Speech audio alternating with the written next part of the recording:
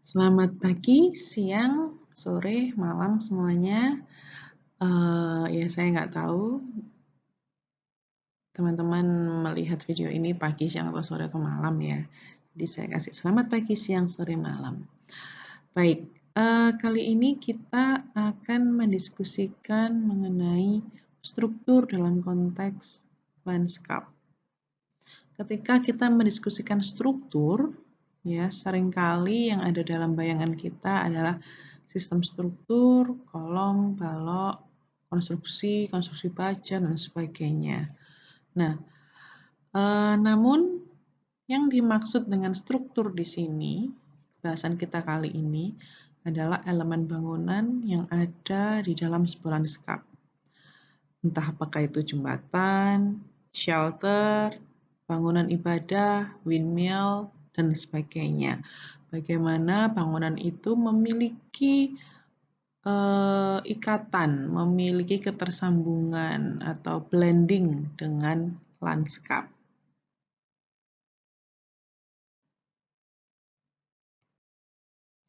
Kita akan mengawali sesi ini dengan membandingkan struktur dan lanskap di sekitarnya dari 3 objek arsitektur yang berbeda.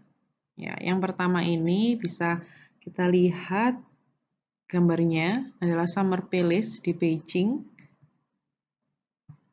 Lalu ya adik-adik bisa amati atau ya bisa amati. Lalu yang kedua adalah Versailles Gardens di Prancis. Ya.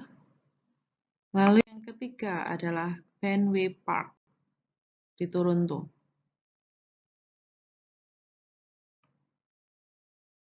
Nah, ini adalah 3 gambaran juga mengenai Fenway Park Toronto kira-kira. Ya, sebenarnya saya ada cuplikan video untuk Summer Palace Beijing, lalu juga ada video Versailles Garden di Prancis. Nah, nanti akan saya berikan tautannya di Classroom ya, Dedek bisa mengamati dua video itu untuk melihat perbedaan dari Summer Palace, melihat perbedaannya dengan Versailles Garden dan juga Toronto ini. Nah, ini ya, 3 hal ini perbedaannya. Di sini sebenarnya adik-adik bisa nggak ya mencoba merasakan perbedaan dari 3 objek arsitektur ini. Ya, perbedaan kita bisa lihat misalnya dari tatanan masanya, bagaimana desainer menata masa-masa bangunannya. Ya, yang pertama, Summer Palace itu kita bisa melihat kalau lanskap menjadi elemen yang sangat utama di situ dan bangunan-bangunan seperti menjadi tamu kecil-kecil begitu. Jadi kita bisa melihat kalau lanskapnya menjadi lebih menonjol, menjadi lebih kayak humble seperti itu, menerima bangunan-bangunan di situ. Lalu kalau Versailles Park kita bisa melihat kemegahan bangunannya di sekitarnya, lalu ada gardennya di tengahnya. Ya, kita melihat bahwa struktur bangunannya sangat megah, sangat kuat, sangat berkarakter gitu ya, seperti benteng seperti itu. Lalu kita bisa melihat lanskapnya yang ditambahkan di situ. Nah, di situ kita bisa melihat perbedaannya ya. Lalu yang ketiga di Fenway Park Toronto ini. Kalau di Fenway Park Toronto ini, dia tuh merupakan park juga yang ada di bawah seperti jalan layang seperti itu ya. Jadi kita bisa melihat kalau dia adalah sebuah lanskap yang ditata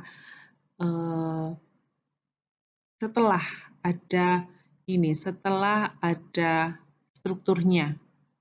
Gitu. Bagaimana lanskap ini juga menambah nilai memberikan nilai lebih untuk si jalannya, jalan layang di atasnya, begitu. Nah, di sini dari 3 hal itu kita bisa melihat bagaimana hubungan antara struktur Yang kanan itu ya maksud saya gambar gedung itu adalah struktur dan juga lanskap pohon itu. Kita bisa melihat mereka memiliki 3 perbedaan cara mengartikulasi, mendefine hubungan, ya, mendefine hubungan atau koneksi antara struktur dan lanskap. Lalu untuk struktur kita bisa melihat bahwa struktur-struktur itu seharusnya struktur yang bagaimana sih struktur yang baik di dalam sebuah lanskap itu. Jadi yang pertama mereka harus fulfill atau mengekspresikan purpose, tujuan dari mereka dibangun. Lalu juga merefleksikan budaya. Budaya ini bisa kita lihat terkait dengan waktu, dengan lokasi, dan dengan usernya atau masyarakat yang ada di sekitarnya. Lalu juga merespon lokalitas, merespon lingkungan fisik, site. Lalu juga mengaplikasikan teknologi terbaru pada zamannya. Dan juga bagaimana sebuah struktur itu bisa fit, bisa benar-benar berdampingan, kompatibel dengan lingkungan bina dan juga lingkungan lanskapnya. Oke, yang pertama, tujuan. Maksudnya, sesuai dengan tujuan itu adalah kita juga bukan hanya melihat tujuan ini seperti fungsinya, bagaimana dia memenuhi fungsinya, bukan hanya itu, tapi juga memenuhi dalam konteks mengekspresikan desainnya, mengekspresikan value, mengekspresikan etik dan estetika, kualitas estetika pada saat itu, yang memang oleh desainer diinginkan untuk mengekspresikan hal tersebut. Lalu yang kedua yaitu culture atau budaya. Di sini yang dimaksud adalah bagaimana sebuah struktur itu sebenarnya menggambarkan, mengekspresikan budaya dari masyarakatnya atau dari bangsa di situ, dan juga bagaimana mengekspresikan mindset atau pola pikir yang sedang berkembang pada saat itu. Selain itu juga memperlihatkan level dari peradaban dan juga bagaimana masyarakat berperan dan menerima kultur di sana. Kita bisa melihatnya dari bagaimana struktur dan lanskap itu ada. Yang ketiga adalah lokalitas. Yang dimaksud dengan lokalitas di sini adalah struktur itu seharusnya merupakan ekspresi dari sebuah tempat, ekspresi dari site-nya. Bagaimana dia merespon site, merespon kebutuhan site, merespon iklim di dalam site tersebut, dan juga merespon topografi dan apapun yang ada lingkungan di site tersebut secara lokal.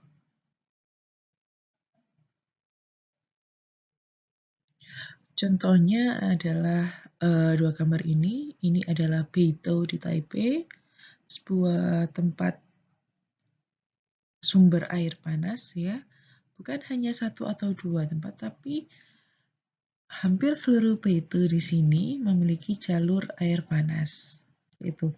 Sehingga banyak sekali tempat-tempat yang memanfaatkan air panas ini menjadi sebuah pemandian. Ya. Jadi kita bisa melihat lanskapnya diatur sedemikian rupa, memiliki struktur-struktur yang diatur sedemikian rupa, sehingga orang-orang bisa menikmati pemandangan, menikmati air panas, begitu ya. Ada yang bisa sightseeing, melihat-lihat, dan juga ada yang bisa sampai menikmati. Jadi kita bisa lihat aktiviti yang berbeda, jenis aktivitas yang berbeda berdasarkan apa yang bisa kita nikmati dari sumber air panas.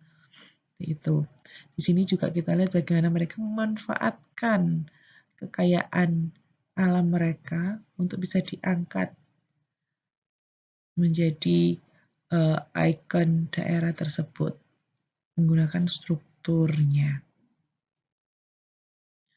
Lalu selanjutnya itu teknologi. Bagaimana teknologi memiliki peran, teknologi terbaru di masanya memiliki peran dalam struktur, dalam lanskap.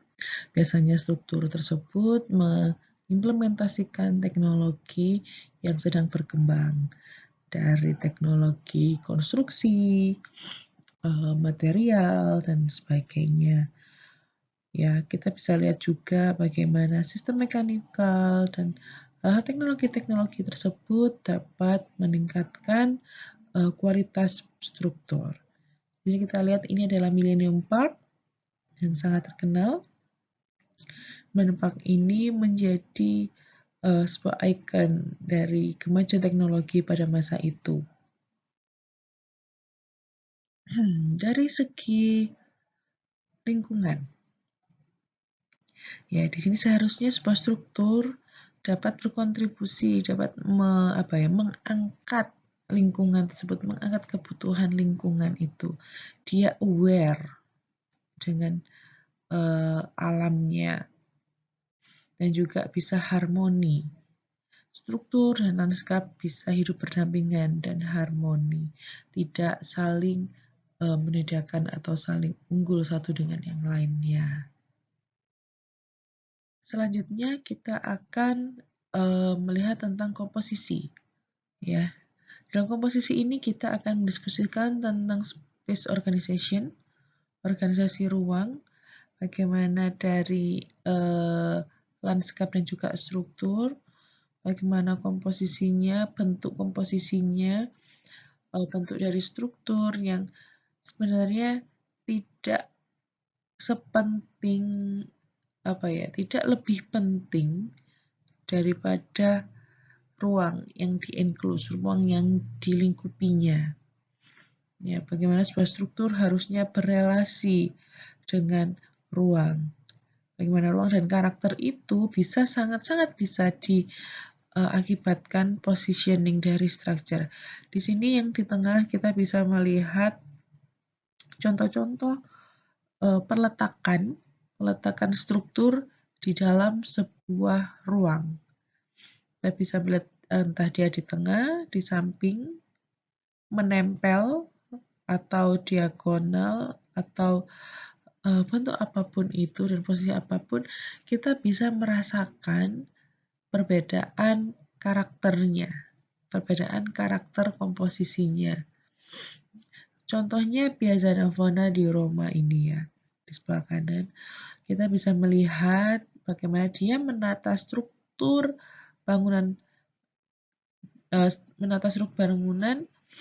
dan juga ada plaza di tengahnya. Dia tata sedemikian rupa sehingga kita bisa melihat bahwa plaza di sini seperti menjadi ikon tempat orang berkumpul di tengah, itu. Bangunan beberapa masa ini akan menjadi enclosure, menjadi semacam penutup dari plaza ini, yang melingkupi plaza ini. Building and spaces ya, untuk bangunan dan juga ruang di sini kita akan melihat pentingnya kita memastikan bahwa cukup ruang untuk mengakomodasi kebutuhan eksterior dari building, fungsi eksterior building, misalnya untuk parkir, untuk area service, untuk court, untuk patio, untuk teras, area rekreasi, dan lain sebagainya. Nah, di sini sebenarnya maka dari itu kita melihat pentingnya untuk melihat komposisi dari ruang luar dan juga building tersebut. Dan itu semuanya akhirnya berhubungan dengan karakter space, karakter ruang, dengan massa yang terbentuk, massa bangunan, dan juga tujuan dari structure.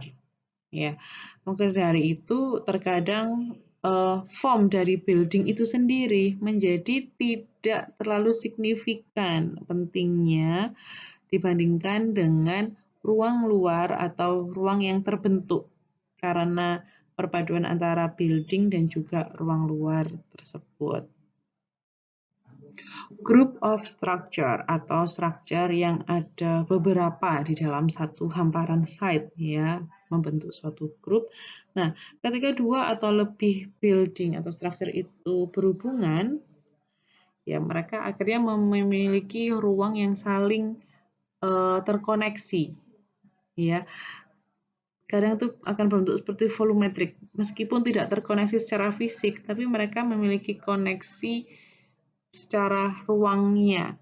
Di situasi tersebut terkadang bukan hanya primary function yang akhirnya matters gitu ya, bukan hanya fungsi primer atau fungsi utama yang bisa sangat signifikan situ, tapi akan ada fungsi-fungsi tambahan karena adanya assembling, adanya pertemuan dari beberapa massa atau beberapa structure begitu. Nah, ketika ada struktur-struktur yang saling berhubungan seperti itu membentuk suatu grup, biasanya akan dibutuhkan keseimbangan atau bagaimana mereka menatanya sehingga bisa mempengaruhi alam atau mempengaruhi lanskap sekitarnya. Contohnya adalah di slide ini, kita bisa melihat perbedaan tatanan dari yang kiri, dari statik hingga ke yang kanan, yang paling dinamik. Ya, garis-garis blok hitam itu adalah tatanan massa structure-nya. Ya, kita bisa melihat ketika ditata seperti letter U itu kita bisa melihat kestatisan dari penataan atau assembling bangunan itu. Semakin ke kanan ketika ditata sedemikian rupa dengan irama yang berbeda, kita akan bisa melihat kedinamisan ruang yang terbentuk di antara ruang tersebut. Begitu. Ya, di sini memang kita sangat memerlukan sense kita untuk bisa merasakan ruang-ruang yang terbentuk situ. Ruang-ruang yang terbentuk antar massa itu di sini terlihat dari yang ini ya, yang garis tipis hitam itu. Kita bisa melihat bentukan-bentukan ruang luar yang terbentuk karena adanya pertemuan structure, pertemuan massa di situ. Nah, dari gambar yang tadi, di situ sebenarnya kita bisa melihat bahwa eksterior, maksud saya adalah bahwa struktur-struktur yang ditata itu akan dapat membentuk dan mendefine sebuah volume eksterior. Ya, volume eksterior yang bisa menjadi elemen penutup, elemen penyekat, atau elemen latar sebenarnya. Ya, sebagai enclosing element, screening element, atau backdrop elements. Begitu, di dalam fungsinya di dalam sebuah lanskap. Nah, jadi structure itu bisa untuk mendominasi lanskap. Memiliki fungsi beragam, bisa mendominasi lanskap, bisa untuk mengorganisasi atau menata lanskap tersebut, ya, bisa untuk mendukung lanskap atau untuk memframing, membingkai lanskap, untuk membentuk, meng-create sesuatu yang baru atau yang mengontrol sebuah lanskap, begitu, atau untuk mendramatisir, ya, sehingga struktur itu bisa bisa mendorong lanskap menjadi memiliki makna yang lebih, begitu, bukan hanya sekedar lanskap taman, begitu, bukan hanya seperti hal-hal tersebut, tetapi bisa memiliki fungsi arsitektural yang lebih. Ini adalah bangunannya Frank Gehry ya, desainnya Frank Gehry. Di sini ada salah satu contoh bagaimana structure dalam rupa sebuah building dia memiliki fungsi atau dia memiliki dia memiliki makna untuk mendominasi urban landscape. Ya, dengan bentuknya yang sangat berbeda, materialnya yang mencolok, dia mendominasi lanskap perkotaan di mana dia didesain. Selanjutnya di sini kita akan mengenal beberapa rules of composition, ya, beberapa rules atau aturan untuk mengkomposisi sebuah ruang. Ada dengan Golden Triangle, dengan Fibonacci, anthropomorphic model, dan juga contohnya ada juga contoh dengan tatami, itu ya, tatami yang biasanya kita dengar dari Jepang gitu. Jadi di sini ada 4 rule of composition yang bisa adik-adik sebenarnya baca dengan lebih baik di buku yang part buku yang nanti akan saya share juga di classroom. Kita akan mengenal 2 rules of composition pada dasarnya. Ya, jadi yang pertama pada dasarnya akan ada the law of the same atau uniformity dan juga the law of the similar variety. Untuk the law of the same di sini harmonisasi akan dicapai dengan komposisi structure yang penataannya adalah repetisi dari elemen bentuk atau ruang yang sama. Ya, penataan akan elemen yang sama. Sedangkan untuk the law of the similar, harmoni akan dicapai dengan komposisi melalui repetisi elemen, form atau space yang similar, ya, yang serupa. Serupa bukan berarti yang sama persis, begitu. Berikut adalah salah satu contohnya untuk Serie D Park di Rusia. Kita akan melihat adanya mereka melakukan 2 rules of composition itu. Yang pertama adalah kita bisa lihat adanya elemen yang paling signifikan atau paling menonjol di sini adalah elemen menyerupai segitiga, gitu ya. Jadi kita bisa melihat ada rules of yang similar di sini adalah pemanfaatan garis miring untuk jalan atau connection bridge. Lalu sedangkan untuk segitiga yang di sini kita bisa melihat ininya ya, rules of composition yang menggunakan elemen yang sama, yaitu mereka menggunakan elemen segitiga yang sama yang direpetisi untuk struktur penutup ininya, untuk struktur atapnya. Ya. Lalu juga yang tadi yang garis miring itu untuk ininya, untuk bridge-nya, untuk seperti menara pandangnya ke arah sungai. Ini. Selanjutnya adalah the law of fitness. Yang dimaksud dengan the law of fitness di sini adalah optimasi desain untuk strukturnya. Misalnya optimasi dalam hal material yang dipakai. Jadi misalnya penggunaan material yang paling ekonomis untuk mencapai purpose, mencapai tujuan dibangunnya structure atau desain tersebut bagaimana. Atau desain bagaimana ya yang paling optimum untuk mencapai tujuannya. Seperti itu. Nah, di sini kita akan melihat contohnya juga. Salah satu contohnya kita bisa lihat di slide ini yaitu di Turenscape, Beijing, China. Di sini kita dapat melihat contoh structure yang dicocokkan, gitu, yang dikomposisikan, dia berelasi atau fitness dengan natural atau alam. Ya, dengan water body seperti ini. Lalu bagaimana structure ini didesain mengikuti arah tumbuhnya, arah tumbuh tanaman, begitu. Tapi ini dia juga sebagai bridge, sebagai jembatan untuk yang bisa melewati di Turenscape ini. Struktur juga bisa berelasi dengan elemen landscape lainnya, bukan hanya alam, seperti sisi rel kereta atau highway, seperti yang kita jumpai di paling awal, ya, yang ada di Toronto Park. Itu ada di bawah highway, seperti itu. Ya, seperti halnya resort kompleks ini, ya, kita juga akan melihat sebuah desain rules-nya yang juga mengikuti kecocokan dengan alam gitu ya. Bagaimana resort kompleks ini mau menghadap lake ya, menghadap danau dan dia dikomposisikan saling berelasi antar unitnya begitu.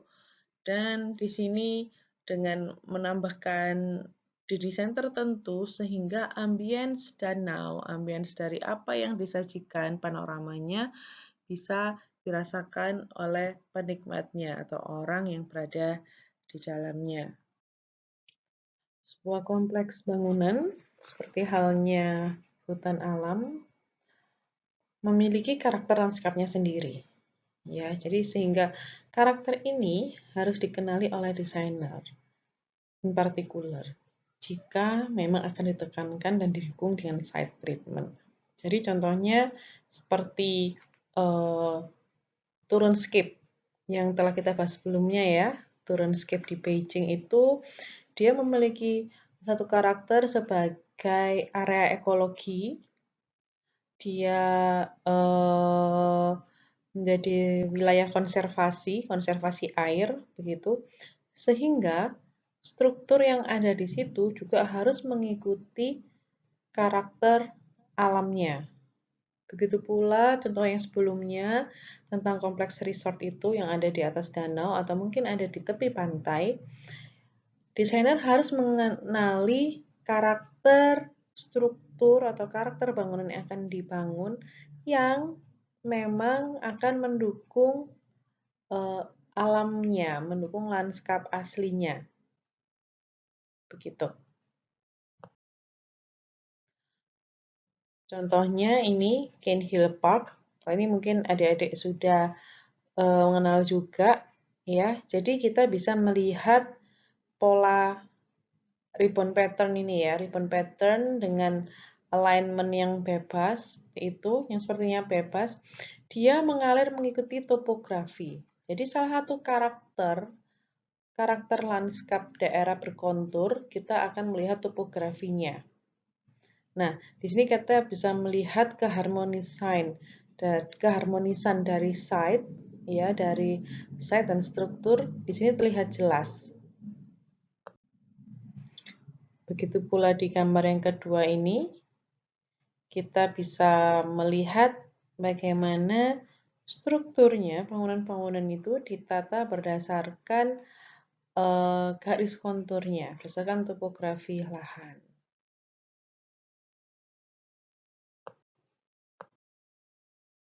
Nah, ini adalah contoh sini kita bisa membandingkan ya yang kanan dan kiri. Gitu. Dimana kita melihat yang kanan ini ditata sedemikian rapinya, begitu. Tapi karena ini tatanan yang terlalu rapi seperti ini, kita bisa melihat adanya kesan monoton dan juga bisa jadi dia akan terlalu ekstrim ketika berada di area yang memiliki topografi berbeda-beda gitu, yang berkontur. Karena dia tidak mengikuti karakter site-nya. Berbeda dengan yang kanan yang ditata dengan free composition pattern. Ini juga salah satu contoh yang sudah terbangun. Adik-adik bisa melihatnya ya, bisa googling Kuala Kencana di Timika. Ya, kita melihat di gambar yang kiri, ini kita melihat di satu hamparan seperti hutan rimba yang luas begitu ya. Ini diambil dari atas. Kita bisa melihat tatanan yang cukup berbeda ya, di kanan dan di bukit yang agak atasnya itu. Kita bisa melihat tatanan yang cukup berbeda, di mana yang di gambar yang kanan ini ya, di area yang kanannya kita bisa melihat mereka membentuk loop-loop seperti itu. Sementara yang di atas jalan besarnya itu kita bisa melihat tatanan yang lebih polanya tadi seperti ribbon pattern yang dia mengikuti alur, bisa jadi dia mengikuti topografinya. Karena bangunan ini berada di tengah hutan, begitu. Jadi hutannya ada terlebih dahulu, baru ada Kuala Kencana ini didesain. The defined open space. Jadi ketika kita define open space ini sebenarnya adalah open space yang telah memiliki karakter arsitektural. Ya, sebuah open space memiliki karakter arsitektural ketika dia diselubungi entah seluruhnya atau sebagian dengan struktur elemen, dengan elemen struktur gitu, struktural elemen. Bisa berupa misalnya tadi bridge atau jembatan atau bangunan atau mungkin ada hal-hal yang lain, struktural elemen yang lain yang akan mendefine open space di sekitarnya, di dalamnya. Nah, untuk define space, apalagi yang terbuka, open to the sky, has the obvious advantage. Ya, mereka memiliki beberapa advantage, yaitu flooding sunlight, bagaimana mereka akan banyak menerima sinar matahari, begitu ya. Lalu ada pola bayangan, ada airiness, ada apa namanya? Semilir-semilir udara, begitu ya, dengan adanya warna langit dan juga banyak sekali keindahan alam yang dapat didapat di open space yang terbuka seperti itu. Tapi sebenarnya dia juga memiliki disadvantage, ya, yang pastinya hujan dan lain sebagainya. Namun sebagai desainer, we need only plan, ya. Kita hanya bisa berencana untuk meminimalisir disadvantage itu. Dan bagaimana kita melihat aspek-aspek beneficial dari sebuah open space yang terbuka. Nah, salah satu contohnya adalah extend the function of a structure, ya. Define of open space bisa menjadi extension dari fungsi struktur. Seperti misalnya kafe, ya, bangunan kafe yang diextend fungsinya sampai keluar, sampai ke ruang luarnya. Gitu. Jadi dining court-nya diextend dari dining room dan kitchen yang mungkin ada di bangunan, diextend keluar. Seperti itu. Nah, meskipun dia berhubungan dengan struktur secara langsung atau tidak, tetapi kita bisa pastikan kalau dia harusnya memiliki satu karakter khusus open space ini. Ya, jadi bisa menjadi sebuah patio, court, atau public square, dan lain sebagainya. Oke, itu tadi define open space merupakan akhir dari ini ya bahasan kita tentang structure. Saya harap adik-adik bisa belajar sesuatu di situ ya. Bagaimana structure, komposisi structure dan juga landscape sangat berkaitan erat dengan bagaimana karakter site tersebut juga. Seperti itu. Jadi di akhir kata di sini ada satu quote dari Le Corbusier ya, bagaimana arsitektur itu seharusnya secara halus atau bagaimana caranya dia itu menginsert dirinya ke dalam sebuah site. Arsitektur itu menginsert, memasukkan dirinya dalam sebuah site. Absorb powernya, mengabsorb kekuatannya gitu ya, untuk kita bisa mengembalikan kembali, memberikan hal yang berbeda untuk yang memberikan simfoni elemen dalam hubungannya dengan manusia dan alam. Oke, akhir kata saya ucapkan terima kasih dan selamat pagi, siang, sore, dan malam. Thank you.